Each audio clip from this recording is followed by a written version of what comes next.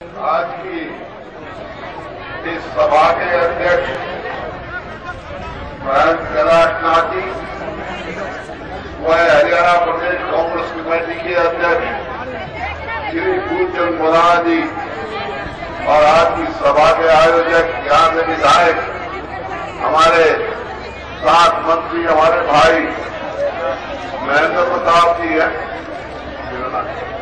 जगन्नाथ जी जो हमारे अध्यक्ष बनाए हैं, वह विधायक आनंद कौशिक जी, हमारे साथ मंत्री पंडित शिवचरण जी, विधायक रघुवीर तेवतिया जी, अशोक अरोड़ा जी, मेयर यहां से एनसीएफ PR ओझा जी, जिला कांग्रेस कमेटी के अध्यक्ष उदयभान जी, पूर्व विधायक JP नागर जी, ललित नागर जी, प्रोफेसर रतिराम जी, वासुदेव सालूजा जी, लाखन सिंगला जी, उमेश कुमार जी पंडित, रवि उड़ाना जी, गुलशन बत्ता जी, सुनील जी, कृष्ण ठाकुर जी, ज्ञानचंद आहूजा जी, कुरेशी जी, अजय जी, योगेश दिगड़ा जी और जो संचालन कर रहे दिनेश रघुवंशी जी, श्रीमती राधा नरोला जी, रूप नागर जी, वह शिवराम गांधी जी, स्टेज पर बैठे अन्य उपस्थित मेरे बुजुर्गों, नौजवान साथियों व पत्रकार बंधुओं, मेरी माता और बहनों, सबसे पहले तो मैं एक बात कहना चाहता हूं कि आप बहुत देर से बैठे हैं, आज गर्मी भी बहुत और आपको पसीना भी बहुत आ रहा है, तो एक बात मैं आपको कहना चाहता हूं, अपनी बात थोड़े ही समय में कर दूंगा, लेकिन एक बात सुन लो, जो आपने पसीना लिया है ना, ये पसीना खाली नहीं जाएगा, कुछ ना कुछ रंग लेके आएगा फरीदाबाद के लिए। आज बड़ा जो दिवस है वो हमारे लिए बहुत खुशी का दिन है। क्यों? क्योंकि आज श्रीमती सोनिया गांधी का जन्म दिवस है। आज सबसे पहले तो मैं श्रीमती सोनिया गांधी को अपनी ओर से, हरियाणा के लोगों की ओर से और आप सबकी ओर से जो है उनको शुभकामनाएं देता हूं कि देश को लंबे समय तक उनका नेतृत्व प्राप्त हो, उनकी लंबी आयु हो। ठीक है, मंजूर है, सबको हाथ खड़े करके सोनिया जी के पास संदेश पहुंचा देंगे। आप जानते हैं पिछले कई वर्षों से यूपीए की सरकार दिल्ली में चल रही है, सोनिया गांधी जी के नेतृत्व में, डॉक्टर मनमोहन सिंह जी के नेतृत्व में, और पूरे देश का विकास किया है। और हरियाणा में भी पिछले 2005 के बाद हमारी सरकार आई, उससे पहले हम पार्टी के अध्यक्ष थे, कांग्रेस पार्टी के पक्ष में थी। हमारे से पहले चौधरी ओम प्रकाश चौटाला की सरकार थी, इनेलो की सरकार, भारतीय जनता पार्टी उसमें साझीदार थी। तो मैं तो दो ही बात में आपको बताना चाहता हूं, जैसे हमारे महेंद्र प्रताप जी ने बताया, बजट की बात बताई, हरियाणा के विकास की बात बताई। आज हरियाणा के विकास की चर्चा केवल भारत में नहीं, दुनिया में। 2005 में जब हमारी सरकार बनी तो प्रति व्यक्ति निवेश में हरियाणा 14वें नंबर पे था। आज मेरे को खुशी है कि आज प्रति व्यक्ति निवेश में हरियाणा पूरे देश में नंबर 1 पर है। प्रति व्यक्ति आय में बड़े प्रदेशों से सबसे आगे केवल गोवा हमारे से आगे। चाहे कृषि के क्षेत्र में गेहूं की उत्पादकता में नंबर 1 पर है, सरसों की उत्पादकता में नंबर 1 पर है, दूध के उत्पादन में सबसे आगे। तो हर चीज में शिक्षा का एक केंद्र बन रहा है, शिक्षा का हब बन रहा है हरियाणा। जगह जगह देखें आप, कहीं मेडिकल कॉलेज, कहीं यूनिवर्सिटी, कहीं एम्स बन रहा है, कहीं यहाँ पर फरीदाबाद में मेडिकल कॉलेज, YMCA को यूनिवर्सिटी बना दिया। कितना ही है शिक्षा के क्षेत्र में, ताकि हमारे बच्चों का भविष्य उज्जवल हो। और भी बहुत सारे विकास के कार्य किए हैं, लेकिन मैं फरीदाबाद की बताना चाहता हूं आपको। हमारे से पहले मैं एक सरकारी आंकड़ा आपको देना चाहता हूं, उससे आप अंदाजा लगा सकते हो कि फरीदाबाद कहां था और आज कहां पहुंचने जा रहा है। हमारे से पहले 6 साल तक लगातार चौधरी ओम प्रकाश चौटाला और भारतीय जनता पार्टी की सरकार रही और 6 साल में फरीदाबाद में सारे विभागों में, चाहे वो HSIDC है, चाहे नगर निगम फरीदाबाद है, चाहे लोक निर्माण है, चाहे हरियाणा शहरी विकास है, समाज कल्याण है, कुछ भी हो, चाहे बिजली है, ग्रामीण विकास है, शिक्षा है, जितने महकमे है, सब सरकारी जितना काम होता है, कुल पैसा 1999 से लेकर 2005 तक जब ओम प्रकाश चौटाला मुख्यमंत्री थे तो फरीदाबाद में खर्च हुआ कितना? 389 करोड़ और 23 लाख। उसके बाद 2005 में हमारी सरकार बनी। 2005 से लेकर अब 2012 तक हमने कितना खर्च किया है फरीदाबाद पर? 3,980 करोड़ और 88 लाख। तो अंदाजा लगा सकते हो आप। मेरे को दिन याद है 8 गुना ज्यादा हमने पैसा लगाया उतने समय में। मेरे को वो दिन याद है जब यहाँ पे इनेलो और भाजपा की सरकार थी।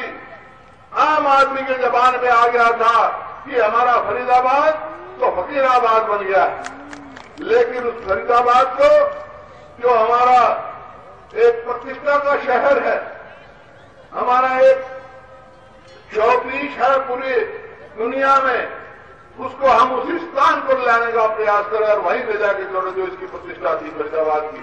और उसमें कोई कमी विकास की कमी नहीं है। और बड़कल का देखो, बड़कल हल्के के जितने गांव थे उनका हिसाब मैंने लगवाया कि भाई चौधरी ओम प्रकाश चौटाला जब मुख्यमंत्री थे तो इस हल्के में कितना पैसा लगा था 1999 से लेकर 2005 तक। ये सरकारी आंकड़े हैं, एक पैसा भी इधर उधर नहीं हो सकता है, क्योंकि आरटीआई का जमाना है, सब पूछ सकते हैं। 1999 से लेकर 2005 तक कुल पैसा उन्होंने सारे विभागों में कितना लगाया? 70 करोड़ और 82 लाख। और हमारे समय में कितना लगा है? उन्हीं गांवों में 254 करोड़ और 66 लाख। आप इस बात से अंदाजा लगा सकते हैं। विकास वैसे नहीं होता। विकास सोच से, लोगों के सहयोग से, परियोजनाओं से और रिसोर्सेज से, पैसे से होता है।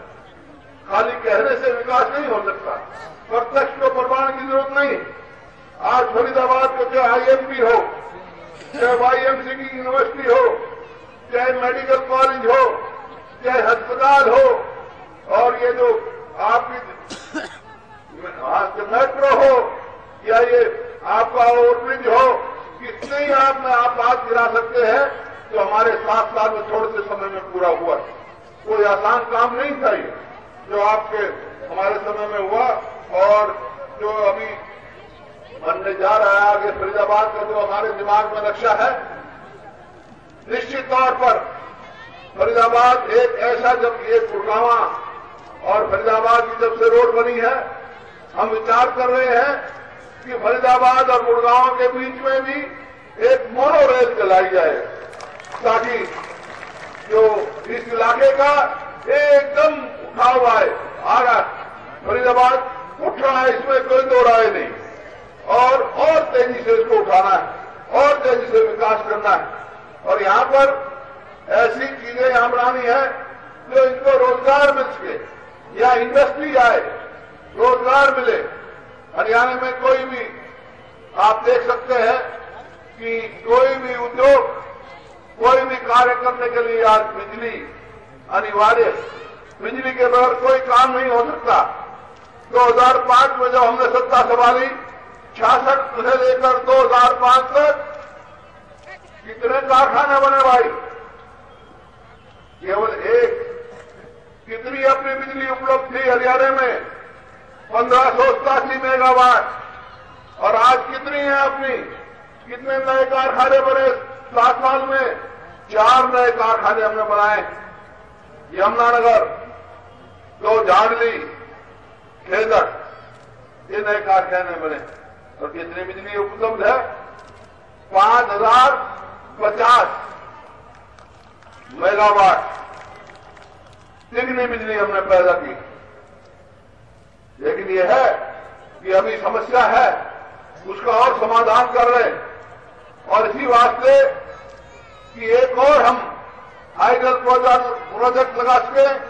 मैं भूटान सरकार से बात करने जा रहा हूं कि प्रधानमंत्री का निमंत्रण आया मेरे पास, 14 तारीख को मैं जाऊंगा, ताकि आने वाले हमारे बच्चों का भविष्य उज्जवल हो। एक ऐसा समय बहुत जल्दी आने वाला है कि हरियाणा में, चाहे वो शहर हो गांव हो, 24 घंटे की तो मैं नहीं कह सकता, लेकिन 20 से 22 घंटे हर गांव और शहर में हर जगह बिजली आपको मिलेगी। इतनी हमारे पास बिजली क्षमता बढ़ने जा रही। तो ये आपके सामने है, चाहे बिजली हो, शिक्षा हो, इंफ्रास्ट्रक्चर हो, रिकॉर्ड हो और खेल कूद हो, कोई भी चीज है, सब कृषि हो, हर उसमें हरियाणा ने बहुत तेजी से आगे बढ़े। और फैजाबाद तो भाई हमारा गौरव, इस गौरव को और सजाना और सुविधा देना हम अपना यहां फर्ज समझते हैं। ये महेंद्र प्रताप जी हैं, हमारे साथी मंत्री हैं, पंडित जी हैं, विधायक हैं। सबसे पहले तो मैं आप सबका आभारी हूं कि ये जो अब दोबारा सरकार जो हमारी बनी है, उसमें अगर सबसे बड़ा योगदान है तो फरीदाबाद का भाई। एक ही विधायक तो था जो हमारा जीवना, बाकी जो फरीदाबाद जिले के सारे विधायक हमारे बैठे हैं आपके सामने, सारे आपने बना के भेजे। पंडित जी को इंडिपेंडेंट बनाया, पर है तो यदि कांग्रेसी, पुराना कांग्रेसी है। तो ये आपके सामने, और इसी बात से हमारी सरकार बनी। तो ये आपके सामने, और ये सरकार अभी बात कर रहे थे, दो चीज बात और रखना चाहता हूं। कल सुबह मैं जा रहा हूं गुजरात। महेंद्र प्रताप जी ने बात की कि भाई गुजरात का नाम लेते हैं विकास में, तो भाई विकास तो सारे देश का हो रहा है, यूपीए सरकार सारे देश की है, लेकिन उस विकास में साझेदारी में कौन सा प्रदेश आगे सबसे मुकाबला किया जाएगा ना, मुकाबला करके देखो। 5-7 बात आपको बता रहा हूं मैं, कल वहां गुजरात में भी दूंगा। ये आंकड़े हैं क्या कि प्रति व्यक्ति जो प्लांट बजट होता है, जो विकास का पैसा होता है, उसकी एवरेज निकाली जाती है कि प्रति व्यक्ति कितना पैसा खर्च किया गया। हरियाणा में 2012-13 में प्लांट बजट से प्रति व्यक्ति 10,440 रुपए हमने खर्च किया, और गुजरात में कितना है 8,380। ओल्ड एज पेंशन ले लो, वृद्धों की पेंशन हम तो 500 और 700 रुपए दे रहे, गुजरात में कितना है भाई 300 था, 400 किया इकरार के बाद, और कुल 7 लाख व्यक्तियों को दे रहे। हम कितने व्यक्तियों को दे रहे हैं आपके सामने, हम दे रहे हैं 12,86,828 को, जबकि हमारी जनसंख्या उनसे 1/3 जनसंख्या है। हम 12 लाख को वृद्ध पेंशन दे रहे हैं और वो 7 लाख को 3 गुना हमारे से ज्यादा। अच्छा है, हाँ, उनके तो 35 लाख गुजर गए, लेकिन उनमें से कितना वो पेंशन दे रहे हैं, कुल 7,21,000 को। इसी प्रकार से विधवा हो जाती है बेचारी, तो उनको हम तो 750 रुपए महीना दे रहे हैं, और वो कितना दे रहे हैं 400 रुपए महीना। और हम तो 5,37,767 विधवाओं को दे रहे हैं, वो कितनी दे रहे हैं हमारे से 3 गुना बड़ी प्रदेश है, 85,180 महिलाओं को आपके सामने है। इसी तरह जो हैंडीकैप उनको 750 दे रहे हैं जो पूरी तरह है, और वो कितना देते हैं, वो 500 रुपए दे रहे हैं। हम 1,34,000 हैंडीकैप को दे रहे हैं, वो 34,000 को दे रहे हैं। और गरीब आदमियों में हम तो दलित है, गरीब आदमी है, उसके जो है इंदिरा गांधी के जो कितना देते हैं 31,000 रुपए, और बीपीएल को भी देते हैं। और वो किसको देते हैं, अनुसूचित जाति जिसका शहरों में 36,000 रुपए साल से ज्यादा आमदनी ना कम आमदनी हो, और शहरों में 27,000 कितना देते हैं 10,000 रुपए। कोई भी आपका और पैमाना प्रति व्यक्ति आय में हम जो है सबसे आय में हमारा प्रदेश, जैसे मैंने कहा, सारे प्रदेशों में अव्वल है। सिर्फ गोवा के पीछे, गोवा तो छोटा प्रदेश है और वो कौन से नंबर पर है, वो 6ठे नंबर पर है। तो कहां मुकाबला है? इतना बहुत सारे मेरे पास आंकड़े, तो एक एक आंकड़ा मैं दूंगा आपको, क्योंकि आप ये देखें, पेट्रोल है, डीजल है। वहां गुजरात में पेट्रोल का भाव, जो डीजल का जो भाव है वो कितना है? हमारे यहाँ पंचकुला में 45 रुपए और 69 पैसे है, और वहां कितना है? 52 रुपए 70 पैसे, क्योंकि वैट ज्यादा लगा रखा उन्होंने। और इसी प्रकार से 7 रुपए का फर्क है। इसी प्रकार से पेट्रोल का हमारे यहाँ 68 रुपए 78 पैसे और वहां 72 रुपए 16 पैसे, 4 रुपए प्रति लीटर पेट्रोल महंगा। अरे पेट्रोल महंगा मतलब जो समाजी काम है, पेंशन कम, हर काम कम, तो जहां मुकाबला भाई आज का गुजरात का, हरियाणा, क्योंकि यहाँ कांग्रेस की सरकार, आपकी सरकार है। ये बहुत सारे आंकड़े मैं कल उनको बताऊंगा, जो कई बार अखबारों में गुमराह करने की कोशिश करते हैं। आप सिर्फ अखबारों में उनका वहां का विकास है, और हरियाणा का अखबारों में हो रहा हो, जमीन में विकास जमीन से होता है, जमीन पर विकास होता है, आसमान में या अखबारों में नहीं।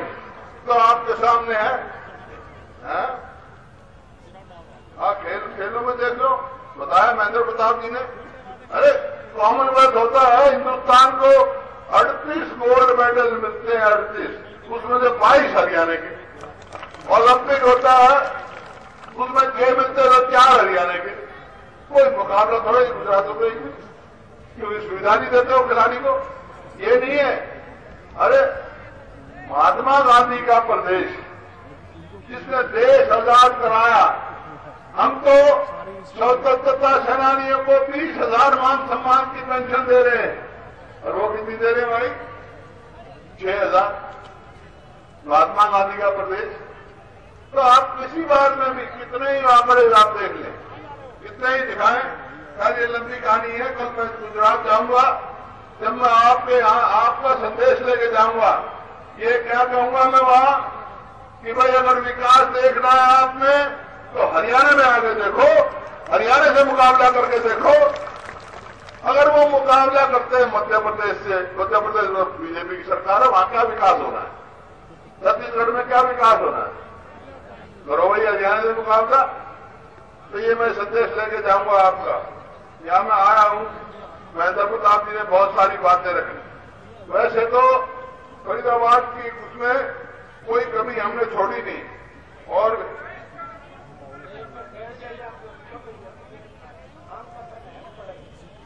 अभी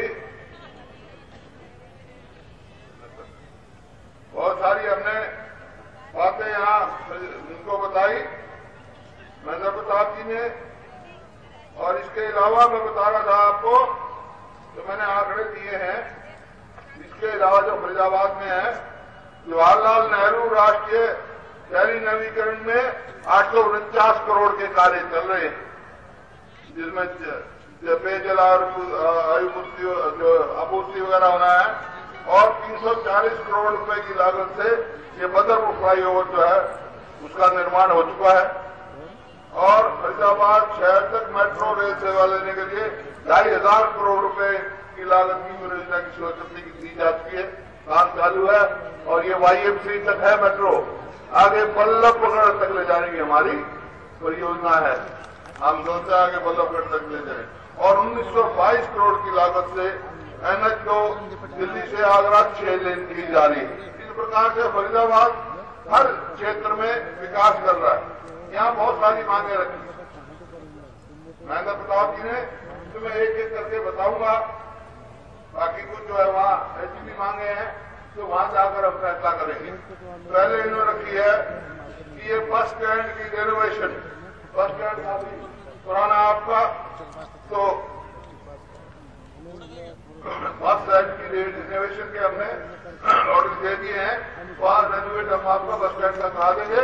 इसके अलावा 12 सेक्टर में जो है हुड्डा को जमीन भी ट्रांसफर करती है, वहां एक बहुत शानदार बस स्टैंड हम बनाएंगे, जो कि 15 एकड़ में वहां बस स्टैंड वहां का बनेगा। इसी प्रकार से इन्होंने एक मांग रखी कि संजय गांधी मेमोरियल नगर जो पार्क एक बनाने की, और NH3 और NIT फरीदाबाद की वो पार्क बनाने की इन्होंने बात रखी है। वो पार्क हम आपको बनवा देंगे, शानदार था, जो लोगों की सुविधा लगे उसमें आएगा।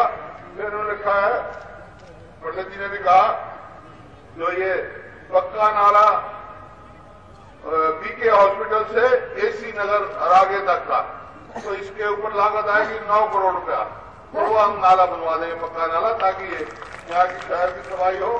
फिर एक बहुत अहम मुद्दा है कि जो ये जंगली चौपड़ी है, रेगुलाइजेशन ऑफ कॉलोनी, हमने तो भाई किया था, कोर्ट में चल रहा है, लेकिन फिर भी हम जल्दी मैंने आदेश दिए हैं कि दिल्ली की तरह कोई अगर और कोई कानून बनाना पड़ेगा तो हम कानून बनाएंगे, लेकिन आपको ये कराएंगे, जल्दी करेंगे, जल्दी करेंगे। और जो स्लम जो एरिया है,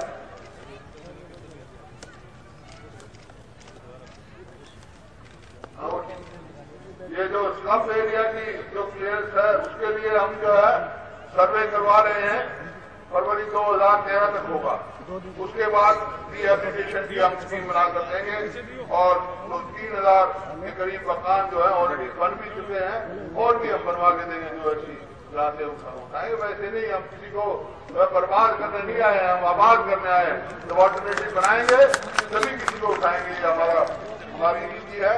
इसी प्रकार से इन्होंने दशहरा ग्राउंड की बात कही, इसकी है, तो इसमें बाउंड्री वॉल है या और कोई काम होना है, ये अल्टीमेटली जो कॉस्ट है इन्होंने 50 लाख रुपए बताइए, इसमें आप बढ़िया बनवा देंगे आपका। इसी तरह अस्पताल में कहा कि भाई आपकी वो नहीं है यहाँ पे, ट्रॉमा सेंटर की बात कही, तो ट्रॉमा सेंटर हम जो है रिकमेंड करके गवर्नमेंट ऑफ इंडिया से आपके अगले प्लान में जो इसको वहां ट्रॉमा सेंटर आपका बनवा देंगे वहां। इसी प्रकार से आपने कही मेरे को, ये जो पेरीफेरी रोड है NH3 वहां NH2 बाटा चौक तक, ये जो है कोई 1218 लाख का प्रोजेक्ट है। ये काम का लॉट किया है, स्लो प्रोग्रेस है, इसमें तेजी लागे आपका कार्य पूरा हम करा देंगे इसमें। और आपने कही स्पेशल रिपेयर जो है वाइडनिंग खेड़ी ब्रिज से भोपानी तक वाया बादशाह को ये आप करवा देंगे। इस पर कॉस्ट हमारी लगेगी कोई 252 और 6-7 रुपए लगेगा, वो करवा देंगे आपको। एक स्पेशल रिपोर्ट रिपेयर आपने कही है, ये आपने फरीदाबाद के गांव रोड के लिए कहा स्पेशल रिपेयर 5 करोड़ रुपया की करीब लगेगा, वो भी आपको करा देंगे, लेकिन ये मार्च के महीने में शायद काम शुरू होगा आपका। फिर कुछ स्कूलों का आपका अपग्रेडेशन का कहा है, वो स्कूलों के जो 9 स्कूल है सबसे स्कूल, उनको हम अपग्रेड कर दें कि वो नॉर्म्स के हिसाब से उसमें वो नॉर्म्स तय है उन स्कूलों का, लिखवा देंगे नॉर्म्स तय है, नॉर्म्स पूरे होंगे तो हम करवा देंगे। अभी जो है नॉर्म्स चेक नीचे में नॉर्म्स करवा देंगे, वहां जाके चेक कर देंगे, क्योंकि ये पूरे हरियाणा में मेरे को जाना पड़ता है, जहाँ नॉर्म्स पूरे होते हैं वही किए जाते हैं। एक जो ली रोड दुकानों की बात आपने कही, वो एक समस्या है, उस समस्या का समाधान निकालने का प्रयत्न पूरा प्रयास करें, पहले भी हमने किया, लेकिन मैं ये कह सकता हूं कि किसी को जो है हम नाजायज तंग नहीं होने देंगे, कुछ न कुछ समस्या का समाधान निकालने का पूरा प्रयास करेंगे हम। और बहुत सी बात कही, कहने की बात यह है, तो एक ही बात कह सकता हूं,